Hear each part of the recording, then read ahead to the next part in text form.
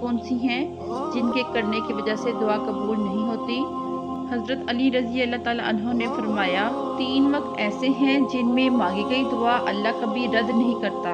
यानी जो बंदा इन 3 वक्तों में अपनी हाजत रब के सामने रखता है और अपनी ज़रूरियात का सामान अल्लाह पाक से मांगता है, तो अल्लाह पाक इन 3 वक्तों में उसके ज़रिए मांगी गई हर दुआ को कबूल फरमाते हैं।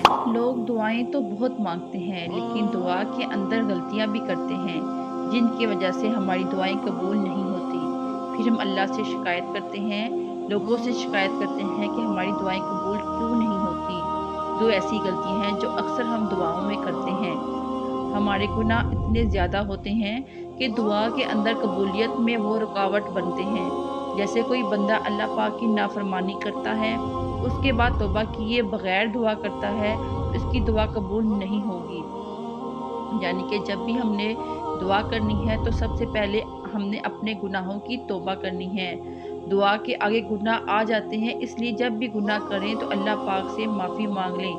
एक अल्लाह के वली से पूछा गया कि हमारी दुआएं कबूल क्यों नहीं होती। उन्होंने कहा कि गुनाहों की वजह से हमारी दुआएं कबूल नहीं होती। और दूसरी गलती जिसकी वजह से हमारी दुआएं कबूल नहीं होती, इंसान जब दुआ करता है 2-4 मरतबा, ज़्यादा से ज़्यादा 10 मरतबा मांग कर मायूस हो जाता है। यानी कि उम्मीद छोड़ देते हैं, नाउम्मीद हो जाते हैं। इंसान ये सोचने लगता है कि मेरी दुआ कबूल ही नहीं हो रही है, तो मांगने का क्या फ़ायदा। लेकिन इंसान ये नहीं सोचता कि हो सकता है कि इसमें अल्लाह पाक की कोई ना कोई हिकमत हो। नबी करीम सल्लल्लाहु अलैहि वसल्लम ने इरशाद फरमाया कि बंदे की दुआ उस वक़्त तक कबूल नहीं की जाती जब तक वो दुआ में जल्दी ना करे। जैसे ही बंदा दुआ करने के बाद जल्दी करेगा, सब्र नहीं करेगा, उसकी दुआ कबूल नहीं होगी। तो दुआ के बाद सब्र करना बहुत ज़रूरी है, तब जाके हमारी दुआएं कबूलियत को पहुँचेंगी। हमें चाहिए कि सबसे पहले हम उन लोगों के लिए दुआ करें जो इस दुनिया से जा चुके हैं, जिनको हमारी दुआओं की अशद ज़रूरत है। हम अपने मुसलमान बहन भाइयों के लिए दुआ करें, हम अपने वालिदैन के लिए दुआ करें अगर वो दुनिया में नहीं हैं। हम अपने अहलो अयाल के लिए दुआ करें जो दुनिया में नहीं हैं। हम पहले उनके लिए दुआ करें। जो दुआ हम उनके लिए मांगते हैं, तो वही दुआ फरिश्ते भी हमारे लिए मांग रहे होंगे। कल को हो सकता है ये दुआएं हमें भी ज़रूरत पड़ जाए।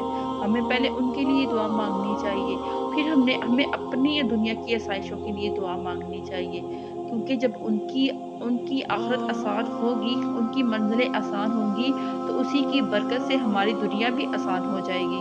इसलिए अपनी दुआओं को कबूल करवाने के लिए पहले दूसरों के लिए दुआ करें। अपने इर्द गिर्द देखें, रमज़ान का मुबारक महीना चल रहा है। ये महीना तो वैसे ही बाबरकत महीना है।